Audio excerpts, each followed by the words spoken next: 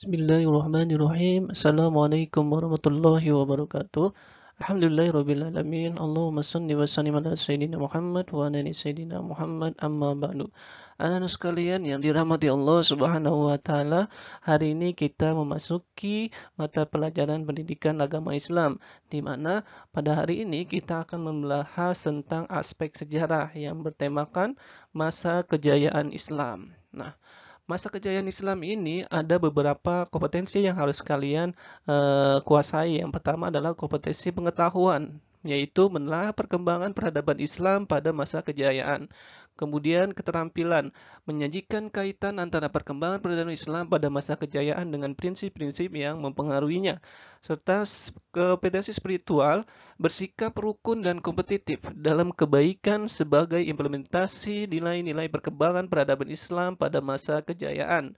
Dan sosialnya adalah mengakui bahwa nilai-nilai Islam dapat mendorong kemajuan perkembangan Islam pada masa kejayaan.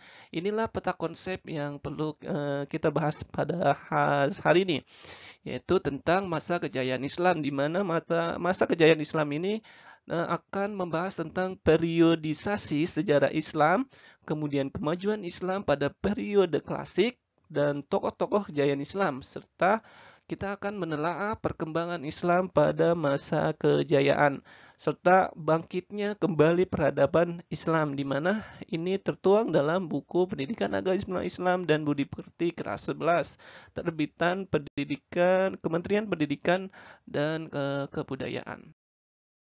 Oke, kita membuka relung hati dulu. Nah, sejarawan dari Skotlandia bernama W. Montgomery Ward mengatakan bahwa peradaban Eropa itu tanpa dukungan dari peradaban Islam yang menjadi dinamonya, Barat adalah bukanlah apa-apa. Kemudian juga Barack Obama menyatakan bahwa peradaban yang berkembang saat ini di Eropa maupun di Barat berhutang besar kepada Islam. Nah, kita bisa melihat di sini ada pembangunan di masa dinasti Abbasiyah, yaitu kota metropolis intelektual mencapai masa keemasannya. Nah, lalu di manakah kejayaan Islam yang telah banyak mempengaruhi peradaban manusia? Nah, dari sini mari kita mengenang dan mempelajari kembali masa kejayaan Islam dahulu, agar diharapkan kita bisa melihat kembali kebesarannya, kemudian mengembalikan juga potensi untuk hadir di masa kini dan datang, serta mengkonstruksi kembali peradaban Islam. Karena peradaban Barat saat ini sudah mulai tampak kerapuhan dan tanda kemundurannya. Nah, sekarang lah saatnya generasi muda untuk menggapai kembali kejayaan Islam. Nah, kita mulai mengkritisi sekitar kita. Pertama adalah waktu terus maju, tidak pernah mundur. Begitupun dengan sejarah di masa lalu. Sebagai makhluk yang berakal, akal dapat memprediksi masa datang dengan belajar dari masa lalu. Ini adalah bangunan Al-Jaferiyah dari Zaragoza pada masa kejayaan Islam waktu itu berkembang. Nah, apa sih mundur dan runtuhnya peradaban Islam saat ini? Yang pertama adalah menurunnya ketaatan umat Islam terhadap Allah Subhanahu wa taala, juga saling dengki dan serakah. Kemudian juga menurunnya semangat dalam mempelajari ilmu pengetahuan, sehingga umat Islam sulit bersatu padu. Nah, juga dampak lain dari modernisasi, yaitu telekomunikasi dan informasi menjadi mudah pelakunya dalam melakukan tindakan kejahatan.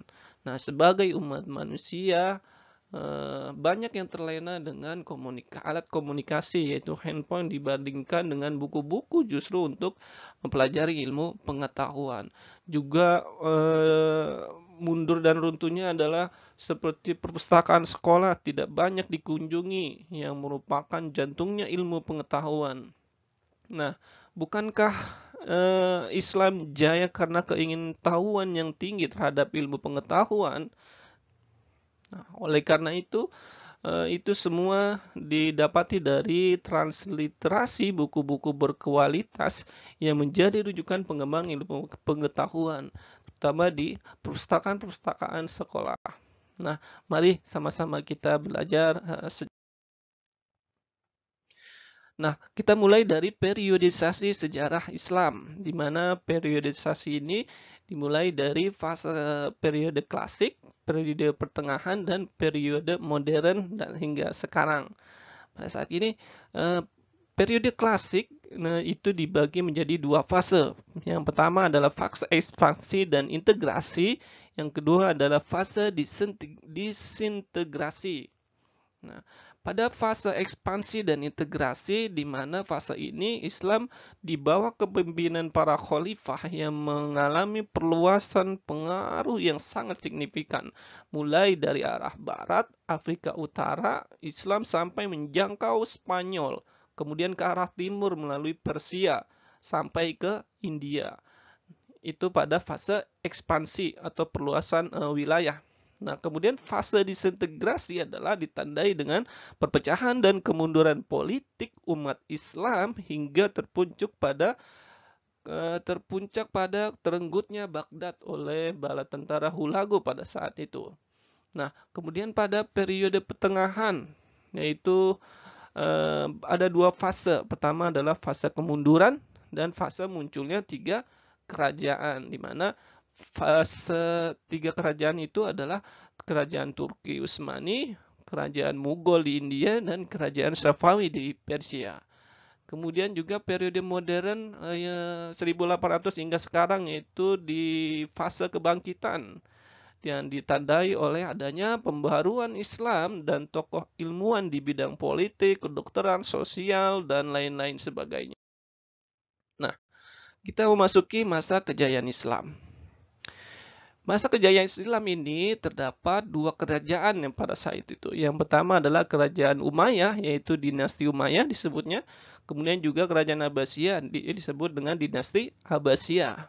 Di mana dinasti Abbasiyah ini meluasnya wilayah kekuasaan Islam dan berdirinya melalui bangunan-bangunan sebagai pusat dakwah Islam pada saat itu. Di bidang politik, keagamaan, ekonomi, kemudian arsitek, sosial, dan bidang militer. Kemudian dinasti Abbasiyah dimulainya berkembangnya pesatnya perkembangan ilmu pengetahuan pada saat itu. Nah, terbukti di bidang ilmu pengetahuan, ekonomi, ilmu bangunan, sosial, dan bidang militer. Nah, apa sih yang menyebabkan faktor penyebab masa kejayaan Islam pada masa itu? Yang pertama adalah dari faktor internal dan faktor eksternal. Faktor internalnya adalah bahwa umat Islam konsistensi terhadap ajaran Islam pada saat itu. Kemudian juga mengakui bahwa Islam sebetulnya mendorong umatnya untuk selalu maju. Dan juga Islam sebagai rahmatan lil alamin. Dan juga Islam sebagai bukan hanya sebagai ilmu dakwah, juga sebagai keseimbangan kehidupan dunia dan akhirat. Itu faktor internalnya. Nah, kemudian faktor penyebab eksternal dari luar, yaitu berkembangnya penerjemahan kitab-kitab asing yang dilakukan oleh para ulama, para tokoh dalam mengembangkan ilmu pengetahuan umum, terutama di bidang astronomi, kedokteran, filsafat, kimia, dan sejarah. Nah, selanjutnya faktor lainnya yang menyebabkan apa? Faktor lain adalah gerakan ilmiah para tokoh ulama dan semangat mengkaji keilmuan daripada ulama pada saat itu. Itu terbukti pada gambar di sampingnya. Kemudian juga banyak pengamalan isi Al-Quran, terutama memaksimalkan potensi akal pikiran sehingga berkembang pada saat itu ilmu pengetahuan. Kemudian juga banyak mengamalkan isi hadis tentang menuntut ilmu, baik itu ilmu agama maupun ilmu duniawi. Kemudian juga berkembangnya ilmu agama dengan saling beristihad sehingga muncullah ulama-ulama fikih, ulama-ulama tafsir, ulama-ulama hadis, dan lain-lain. Kemudian juga pada saat itu ulama juga menolak untuk menjadi pegawai pemerintah agar fokus terhadap perkembangan ilmu pengetahuan. Nah, kemudian kita bahas tokoh-tokoh Islam yang mengembangkan ilmu pengetahuan pada saat masa kejayaan. Yang pertama adalah ilmu pengetahuan filsafat, yaitu ada tokoh Al-Kindi, Al-Farabi, Ibnu Bajjah, Ibnu Taufir, Ibnu Sina, Al-Ghazali, Ibnu Rus. Kemudian juga ada di ilmu pengetahuan kedokteran ada Jabir bin Hayyan, ada Hurain bin Ishaq, ada Tabib bin Qurra, ada Ar-Razi Ar-Razes, itu di bidang kedokteran. Ada di bidang matematika yaitu Umar Ar-Faruqan dan Al-Khwarizmi. Serta ada di ilmu tafsir ada Ibnu Jarir At-Tabari yang terkenal kitabnya sampai 12 jilid, itu adalah tafsir At-Tabari. Kemudian juga ada Ibnu Athayyah Andalusi, sudah Muqatil bin Sulaiman, juga ada Muhammad bin Ishaq dan lain sebagainya sebagai ulama tafsir. Kemudian ada juga tokoh-tokoh dari ilmu hadis yang kita tahu bahwa ada Imam Bukhari, Imam Muslim, Ibnu Majah, Abu Dawud, dan At-Tirmizi. Ini adalah ulama-ulama hadis yang terkenal dan sebagai rujukan para ulama-ulama saat ini. Kemudian juga siapa sih tokoh-tokoh masa kejayaan kita akan bahas pada hari ini. Yang pertama adalah adanya Miqdad bin Amr. Siapa Miqdad bin Amr? Beliau adalah seorang orang pertama yang memacu kuda dalam perang di jalan Allah Subhanahu wa taala. Beliau juga sebagai tokoh filsafat pada saat itu, sebagai ahli fikir. Bahkan dengan kejujurannya ia juga disiksa oleh kafir Quraisy pada saat itu. Dan beliau juga sebagai amir yang amanah dan jujur. Dan bahkan cintanya kepada Rasulullah sangatlah besar pada saat itu. Saking besarnya, saking cintanya, beliau secepat kilat menjaga pintu rumah Rasulullah ketika tahu Rasulullah dalam keadaan bahaya. Sehingga Rasulullah SAW bersabda bahwa sungguh Allah telah menyuruhku untuk mencintaimu, Miqdad bin Amr, dan menyampaikan pesannya padaku bahwa dia Allah Subhanahu wa taala sangat mencintaimu. Itulah Miqdad bin Amr. Nah, selanjutnya adalah tokoh yang lain, Ibnu Rus. Nah, kita ketahui nama lengkapnya adalah Abu Al-Walid Muhammad Ibnu Rus. Beliau lahir di Cordova, Spanyol tahun 520 Hijriah. Kemudian wafat di Maroko. Beliau juga menguasai ilmu fikih, ilmu astronomi, kedokteran. Bahkan kitab yang terkenal adalah kitab Bidayat Al-Mujtahid sebagai membahas tentang ilmu fikih. Kemudian juga kuliah fi at-tib, ilmu kedokteran yang sebagai rujukan bagi juga dokter di Eropa. Dan Ibnu Rus juga berpendapat antara filsafat dan agama Islam tidaklah saling bertentangan. Bahkan Islam menganjurkan para memeluknya untuk mempelajari ilmu filsafat pada saat itu. Itulah Ibnu Rus, tokoh kejayaan Islam pada saat itu. Kemudian ada Imam Al-Ghazali pada tahun 450. Nama lengkapnya beliau adalah Abu Hamid bin Ahmad bin Hamid Al-Ghazali. Beliau lahir di Ghazalah, dekat Tus, Iran Utara. Beliau wafat pada tahun 505 Hijriah di Iran Utara. Beliau merupakan guru yang zuhud, hidup sangat sederhana dan tidak tamak terhadap dunia. Beliau juga pernah beruzlah mengasingkan diri dari khalayak ramai untuk mendekatkan diri pada Allah Subhanahu wa taala. Bahkan beliau pun kemudian menjalani kehidupan tasawufnya selama 10 tahun. Itu di Damaskus, di Mekah, Madinah, dan Yerusalem. Nah, jasa-jasa beliau terhadap umat Islam pada saat itu adalah sebagai pemimpin madrasah Nizamiyah di Baghdad. Kemudian juga beliau mendirikan madrasah sebagai calon ahli fikih di Tus waktu itu. Bahkan beliau juga sampai mencetak 288 buku mengenai tasawuf, filsafat, logika, fikih, dan karya yang fenomenal yang terkenal pada saat ini adalah hingga dibahas pada ulama di pembahasan pada saat ini, yaitu kitabnya Ihya Ulumuddin, di mana Ihya Ulumuddin ini adalah membahas ilmu tasawuf tentang ilmu akidah, ibadah, akhlak dari sisi tasawuf berdasarkan Al-Quran dan Al-Hadis. Itulah beberapa karya dari Al-Ghazali. Nah, kemudian ada Al-Kindi. Al-Kindi nama lengkapnya yaitu Yaqub bin Ishaq Al-Kindi. Beliau lahir di Kufah tahun 805 Masehi, Kemudian wafat juga di Baghdad tahun 873 Masehi. Salah satu karyanya adalah sebagai di ilmu filsafat, ilmu kedokteran, astronomi, dan ilmu jiwa. Dan beliau juga berpendapat bahwa filsafat tidak bertentangan dengan agama karena sama-sama menjelaskan tentang kebenaran, sama seperti Ibnu Rus. Nah, beliau juga merupakan satu-satunya filosof Islam dari Arab, bahkan disebut-sebut sebagai filsuf al-Arab, yaitu filosof orang Arab. Itulah Al-Kindi yang lahir di Kufah pada saat itu. Selanjutnya tokoh yang lain adalah Al-Farabi. Nama aslinya adalah, nama lengkapnya Abu Nasr Muhammad Ibnu Tarkhan Ibnu Uzlaq Al-Farabi. Beliau lahir di Transylvania pada tahun 872 Masehi. Wafat di Damsyik pada tahun 950 Masehi. Beliau merupakan keturunan Turki. Dan beliau juga mendalami ilmu pengetahuan logika, musik, kemiliteran, metafisika, teologi, astronomi, bahkan karya yang terkenal adalah Ar-Rayi Ahlul Al-Madinah wal Al-Fadilah, yaitu pemikiran tentang penduduk negara utama. Itu adalah Al-Farabi.